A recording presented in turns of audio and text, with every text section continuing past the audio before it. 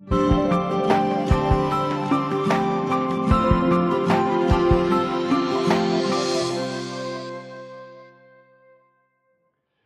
you open your scriptures to Revelation chapter 8?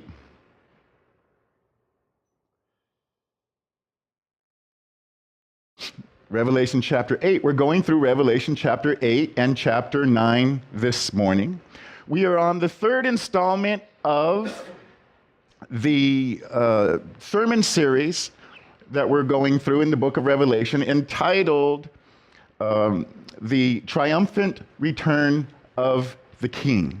Last week, we studied the effect of the seven seals that Jesus Christ opened and the judgments that it brought on earth. This week, we are going to study something similarly in chapters 8 and 9, and that is the seven trumpet judgments. Okay? And those trumpet judgments, guess what?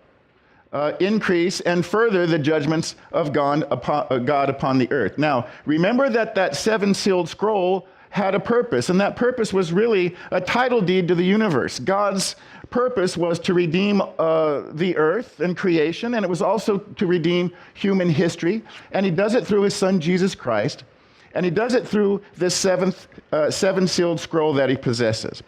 The sermon's title this morning is The Sound of the Seven Trumpets, and before we go any further, let's just again bow our heads and give God glory.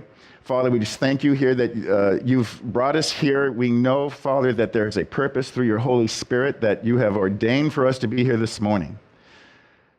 Lord, give us the strength, the wisdom, and the sight here this morning through your Holy Spirit to see exactly what it is that you want us to take away from your word this morning.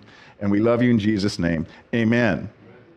Chapter 8, the first of those seven trumpets sounds. Now, after the awesome silence in heaven, seven angels are given seven trumpets. And this continues the cataclysmic events on earth. The judgment is severe. And it's so severe that it wreaks carnage on the globe, and it destroys most of the planet and most of humanity along with it. Those that are, or those that will rather be redeemed during this period of time, they are being redeemed, but the window of opportunity is closing fast. Okay? So keep that in mind. If you have your bulletin, I've kind of given you 4 facts to write down. You'll see them on the slides that kind of provide a framework, an outline, if you will, of these 2 chapters. So let's get into it. Chapter 8, verse 1. In chapter 8, verse 1, it says, "He opened the 7th seal, and there was silence in heaven for about half an hour, and I saw the 7 angels who stand before God, and to them was given 7 trumpets." Now, before we go any further, here's fact number 1, and maybe we didn't cover it in detail last week, but let's talk about it now. Fact number 1, each of the 7 trumpet judgments is contained in the 7th seal of the scroll. The 7 trumpet judgments is contained in the 7th seal of the scroll that we talked about last week. They are one and the same. So let's get into it. 7 angels in verse 1 are given a trumpet by God, and each trumpet, when it is blown, brings a particular judgment upon God's earth. And trumpets are nothing new. They have been used throughout the history of Israel. They were used to draw the nation to the mountain of God. They were used to draw the nation to the tabernacle in anticipation of them moving into a new area. They were used to lead the nation in war. They were used for special feasts. They were used in the destruction of Jericho, if you remember. 7 trumpets blown 7 times, which becomes sort of a type of what happens here. And in verse 3 and 4, we see another instrument that's going to show us how this all gets started. It's called the golden censer. It says in verse 3 and 4, "Then another angel, having a golden censer, came and stood at the altar. He was given much incense, that he should offer it with the prayers of all the saints upon the golden altar which was before the throne. And the smoke of the incense, with the prayers of the saints, ascended before God from the angel's hand." So the censer, which is basically, you've seen them, they hang on a string and they can be waved around, but they were used in the Old Testament temple. Sometimes, by the way, a censer was also called a shovel, but it was used to present the prayers of God's people in the temple. It played a major role in the Old Testament. It was a reminder of that sweet aroma of intercessory prayer. So that's what's going on. And in verse 5 and 6, we see that censer, which was used for intercessory prayer, is now being used for something completely different, and is thrown to the earth. In verse 5, it says this, "Then the angel took the censer, filled it with fire from the altar, and threw it to the earth. And there were noises." Something's happening. "There were thunderings, lightnings, and an earthquake. So the 7 angels who had the 7 trumpets prepared to sound." So the censer, which is normally associated with God and the intercessory prayers, it now becomes a symbol for God's divine wrath. The censer is filled with what? It's filled with fire from the altar, and it's thrown down to earth. And it's really indicating that something monumental is about ready to happen. By the way, this is a very stark contrast to verse 1. Remember in verse 1 what happened? The 7th seal? Silence in heaven for about a half an hour. Here, it's completely the opposite. Something major is going to happen, and it happens in verse 7. And in verse 7, the first trumpet sounds, and the result is devastation. It's the first devastation, and it's devastation actually upon the earth. So let's look at it. Verse 7 says, "The first angel sounded his trumpet, and hail and fire followed, mingled with blood, and they were thrown to the earth, and a third of all the trees were burned up, and all green grass was burned." The result of this particular destruction is so vast that a third of all the trees and all of the grass on earth is burned. And such a massive destruction of the vegetation on the planet will be catastrophic. Why? Well, obviously, it will result in food shortages, and it will limit the air supply on the planet. Now, the Apostle John does not describe here in detail how this will occur, but different options are available. It's very possible that an earthquake from verse 5 is of such a high magnitude that it sets off volcanic eruptions across the planet. Now, I know we've been seeing some volcanic eruptions across the planet lately, but this is not those. This is large magnitude where this would have a significant effect. Besides spewing vast amounts of flaming lava, by the way, which is blood red here in verse 7, it would affect the atmosphere. And it could trigger violent thunderstorms, which would produce that hail. And in verse 8 and 9, immediately after that trumpet, the second trumpet sounds, and the oceans become polluted. In verse 8, it says this, "Then the second angel sounded, and something like a great mountain burning with fire was thrown into the sea, and a third of the sea became blood. And a third of the living creatures in the sea died, and a third of the ships were destroyed. This is probably describing a meteorite or an asteroid rather large enough, or rather just the right size to do this particular amount of damage. Since the world's oceans are interconnected, the devastation spreads from one sea to another. A third of the ocean waters become polluted, causing them to become blood red here. And as a result, a third of all the creatures in the sea die, and a third of all the ships on the oceans. Economic chaos ensues. Probably the world's ports are swamped and destroyed.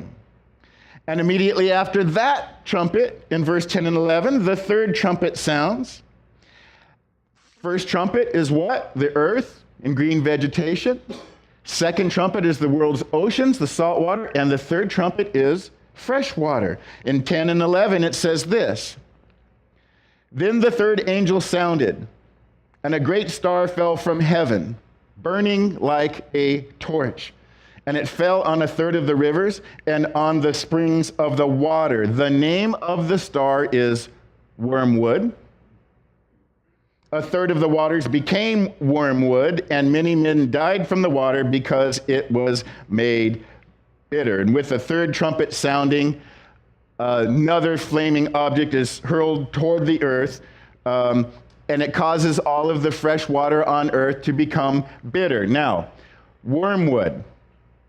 If you've read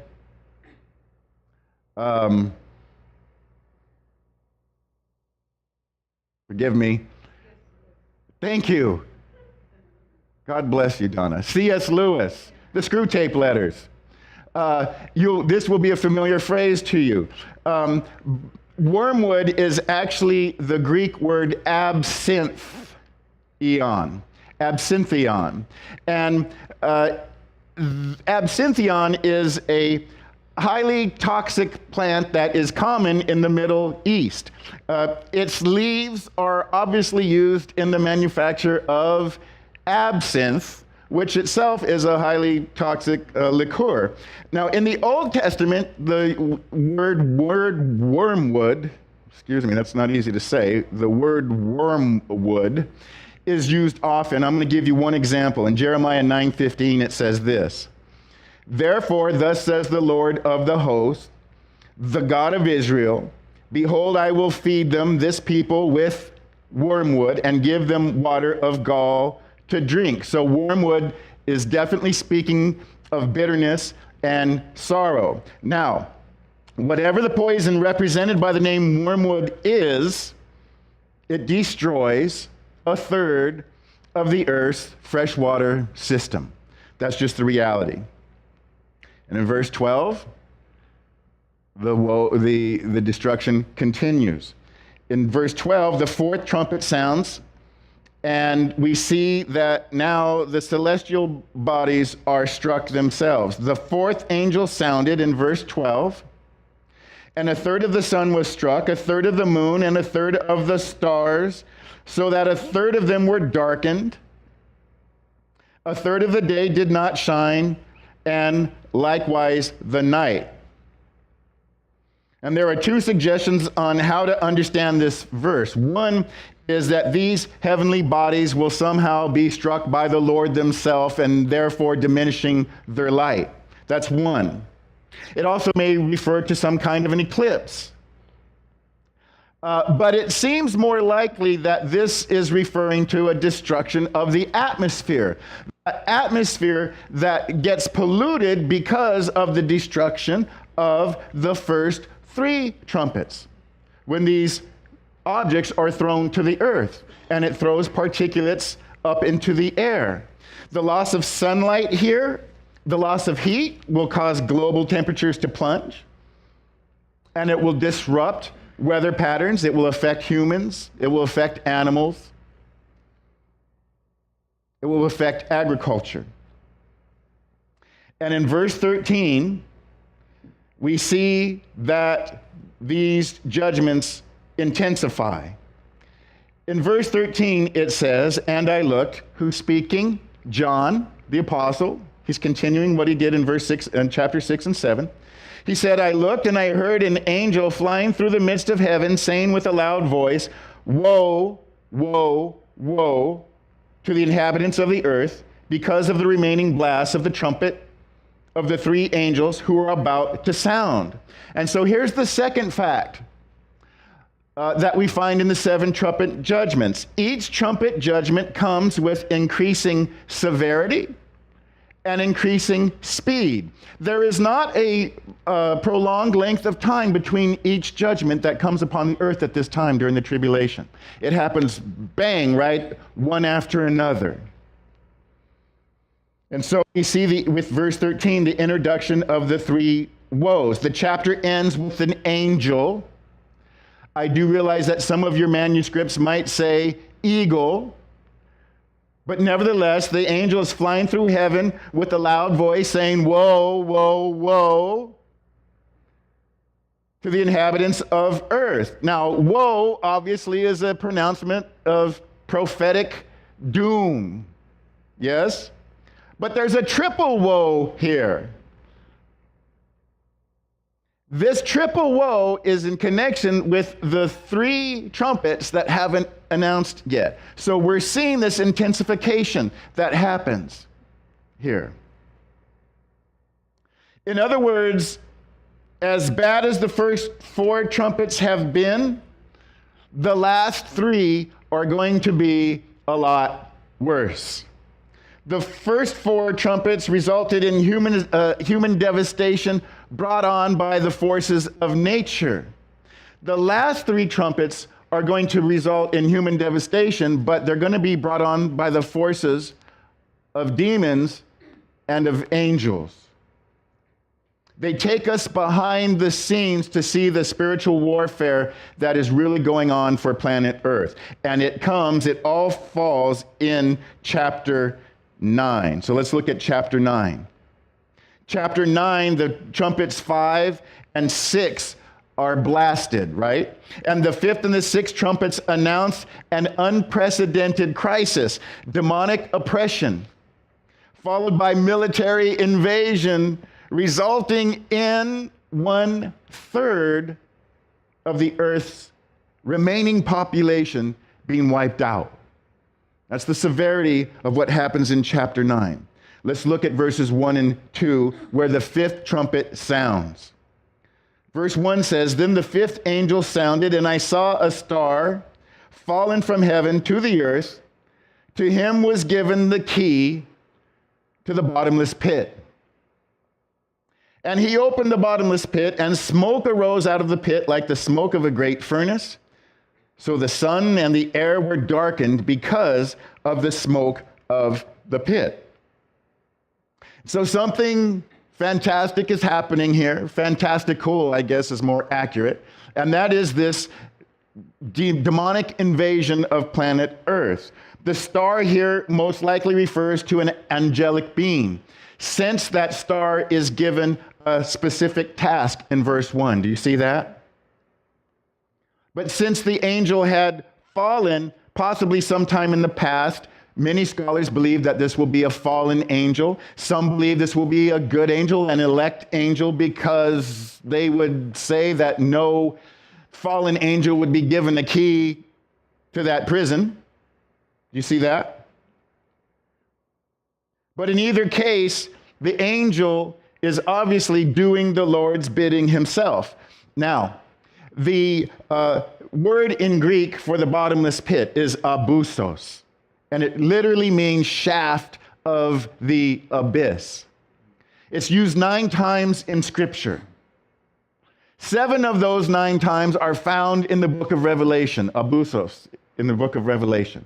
They always refer to this place that's being talked about right now. It is the prison house of demonic spirits and fallen angels. It is the place where Satan himself will be bound, will be locked up for 1,000 years. We will discover that in Revelation chapter 20. It is not the place of Satan and his minions final imprisonment. That is the lake of fire, which we will also find out about in Revelation chapter 20. But when the abyss opens, smoke arises like that of a great furnace. Sometimes in Revelation, smoke refers to holy things. Here it's obviously referring to judgment. So much smoke comes out that what happens? It blots out the sun. And in verse 3 and 5, we see this commission of these demon locusts that take over the planet. In verse 3 it says, "Then out of the smoke locusts came upon the earth, and to them was given power, as the scorpions of the earth have power. They were commanded not to harm the grass or the earth or any green thing or any tree, but only those men who do not have the seal of God on their foreheads." That was the examination that we did in chapter 7. They were not given authority to kill, but to torment them for 5 months. Their torment was like the torment of a scorpion when it strikes a man. So it becomes obvious that this plague of locusts represents the demonic invasion of planet Earth. The creatures are depicted as having been imprisoned in the abyss. They are released by divine appointment, and they are given the task of tormenting all those except those who have the seal of God on their forehead. Now, if you remember in chapter 7, that seal of God was given to the 144,000 Jewish evangelists. It marked the Jews that were going to be used for that specific evangelistic purpose. It was much like the Passover marking of the blood on the doorpost, which told the avenging angel not to harm those that wherever that house had that mark. Notice that the demonic beings will be given liberty to harm only non-sealed humans, and they cannot harm the trees or the grass, something that locusts themselves would be bound to do. 3 times in this passage, their power to inflict is compared to what? To that of scorpions. And so it becomes abundantly clear that we're not talking about actual locusts themselves. In this judgment, God is bringing humanity into direct into direct connection with these demonic spirits. Notice there's a 5-month limit of torment that these demon locusts can inflict. Why? It's because during this period, they will be preached to. The people that are receiving this torment will have the opportunity to repent. Unbelievers will hear the message of salvation in Jesus Christ preached by the 144,000 Jewish evangelists. The 5 months will be, for many at this time, the very last opportunity to repent. By the time the 7th trumpet judgment happens in chapter 11, that window of opportunity for repentance is gone. It's closed. It's very clear, and we'll see that when we get there. In verse 6, we see the effect that this demonic horde has on planet Earth. It says this: "In those days men will seek death, but they will not find it. They will desire to die, and death will flee from them. So intense will their torment be that they will seek death and not be able to find it." There will be no escape from that agony. Now, in verses 7 through 10, John the Apostle goes to great lengths to describe exactly what this demon horde of locusts will be. Now, we've given you some slides that will give you the exact details, but let me read it to you. Chapter 9, verse 7 through 10 says, "The shape of the locust was like horses prepared for battle. On their heads were crowns of something like gold. Their faces were like the faces of men. They had hair like women's hair. Their teeth were like lions' teeth, and they had breastplates like breastplates of iron. And the sound of their wings was like the sound of chariots with many horses running into battle. They had tails like scorpions, and their stings were in their tails. Their power was to hurt men for 5 months. The description of the locust cannot obviously be limited to natural insects. We're talking about the demonic invasion of the planet Earth. And in verse 11 and 12, we see that this demon horde has a leader. In verses 11 and 12, it says this: they had as king over them the angel of the bottomless pit, whose name in Hebrew is Abaddon, but in Greek he has the name Apollyon. One woe is past, behold, still 2 more woes are coming after these things. Whew. It's a lot. It's serious. The locusts are obviously personalized into this military force led by this leader named in Hebrew Abaddon. And just to make sure his readers understand, John adds the Greek equivalent, Apollyon. Both names mean exactly the same thing. It means one who destroys, or the destroyer. He's symbolically depicted as the leader of the angels of the bottomless pit. Now, everything about this passage, it tempts us to look for a symbolic rather than a literal meaning. However, 2 things are clear. Number 1, demons from the bottomless pit are involved. And number 2, some kind of modern warfare is implied. Whatever these things are, they fly, they make noise, they are armored, there's that warfare, they sting people without killing them. One thing is sure, John has never seen anything like this before. He's using language that is available to him in his time to describe what? The undescribable. The undescribable events of the future. So in verse 12, it says, having described the first woe, it says, 1 woe is past, behold, still 2 more woes are coming after these things. God's wrath is not finished.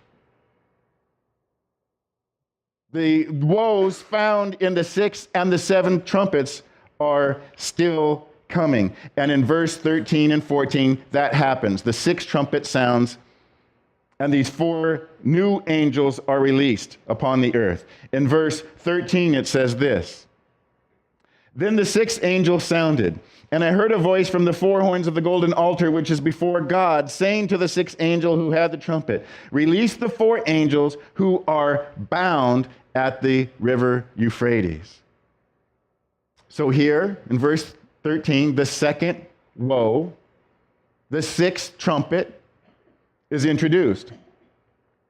The voice instructs the angel to release these 4 angels who are bound. Since they are bound, they must be fallen angels. But their release is by divine permission only, and they're bringing something with them that's so significant and so destructive, it's very hard to describe as well. In verse 15 and 16, it says that these angels, who had been prepared for the hour and the day and the month and the year, were released to kill 1/3 of all mankind. Now the number of the army of the horsemen was 200 million. I heard the number of them. Now, added to the 4th part of the world population that was killed by the pale horsemen in Revelation chapter 6, we're now talking about 1/2 half, a little bit over one half of the earth's population being destroyed. And I want you to notice here that these four angels were not prepared for an hour. In verse 15, they were not prepared for an hour. What were they prepared for? The hour. And this brings us to fact number 3. Each trumpet judgment comes under God's precise timing and sovereign control. It is in His timing and it is under His control. They are reserved for the hour. That is, there's a definite moment in the mind of God at which this awful catastrophe will be set loose. It comes on His precise timetable. And when that hour comes, no president, no policies, no world federation, no treaties, no movements will prevent this dire catastrophe from taking place. And so now the number of this invading army is almost beyond calculation. What is it? It's 200 million person army. Now, for those of you who are students of Revelation, you might have made much of this in your own personal studies. But let's find out exactly what this is not. Number one, there's nothing in this passage to indicate who these invaders may be. In Revelation 16:12, in the bowl judgments, the kings of the east crossed the Euphrates River in a similar maneuver. It says this in Revelation 16:12.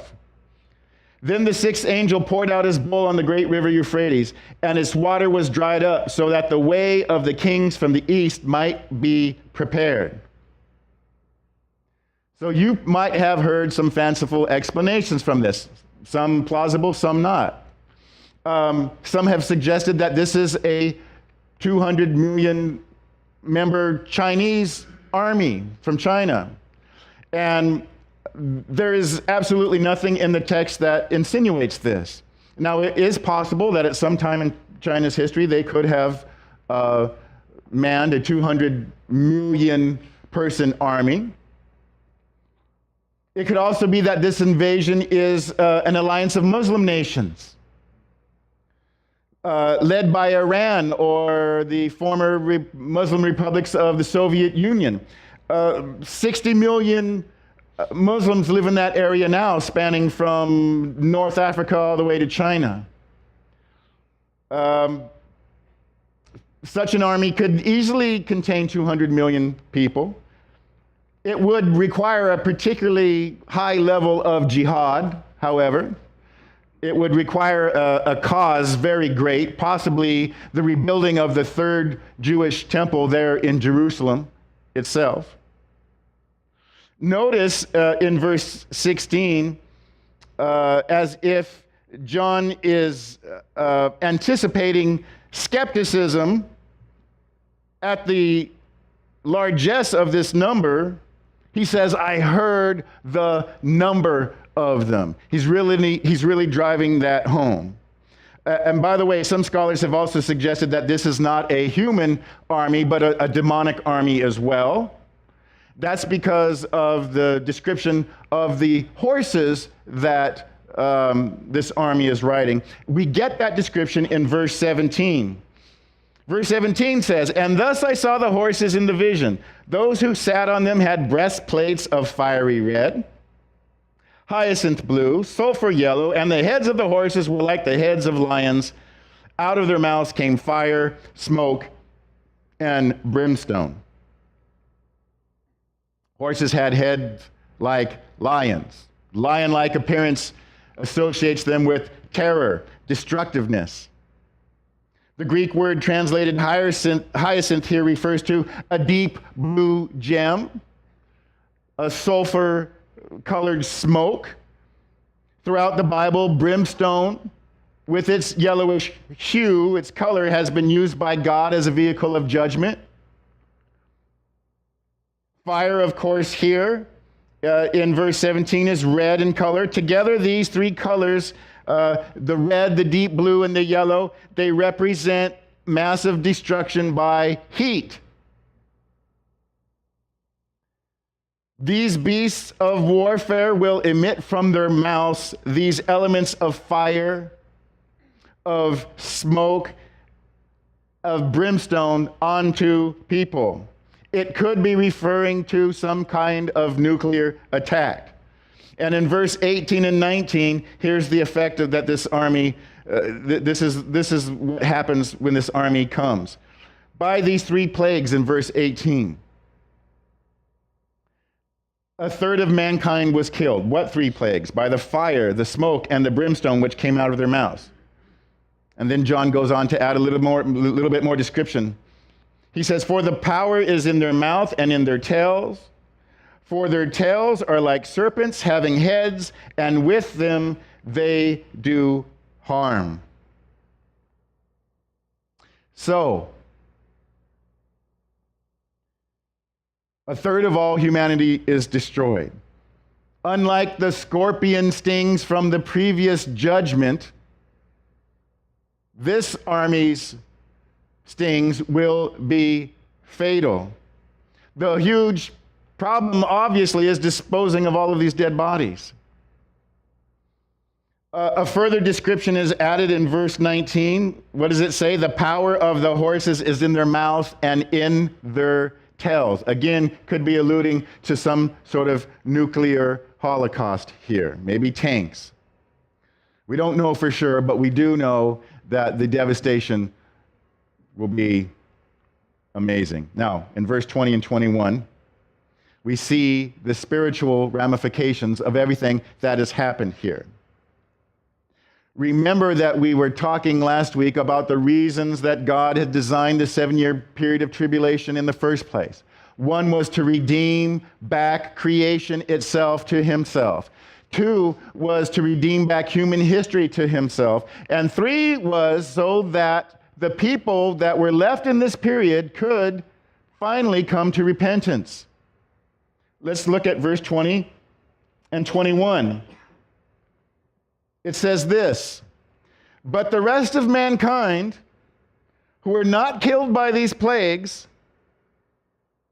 did not repent of their works of their hands, that they should not worship demons and idols of gold, silver, brass, stone, and wood, which can neither see nor hear nor walk, and they did not repent of their murders and their sorceries and their sexual immorality or their thefts. So I want to just remind you of the fourth fact here in the trumpet judgments. And that is, each trumpet judgment provides an opportunity for repentance. The trumpet judgments were providing an opportunity for repentance. Did it happen? Even with so great a loss, the survivors will not repent and change their wicked ways. It seems as if God is ridding the earth of all those people who will reject him finally. Those people cannot possibly populate the millennial kingdom that is set up immediately after this 7-year period of time. Now, by the way, repentance is always a prerequisite to faith. Amen? Those who will not repent will not believe. The Bible clearly teaches that both repentance and faith are essential elements of the gospel message. The great tragedy of this unrepentant population of the tribulation period is that they cannot believe because they will not repent.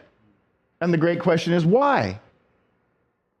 Why won't they repent? Well, it's very clear in verses 20 and 21.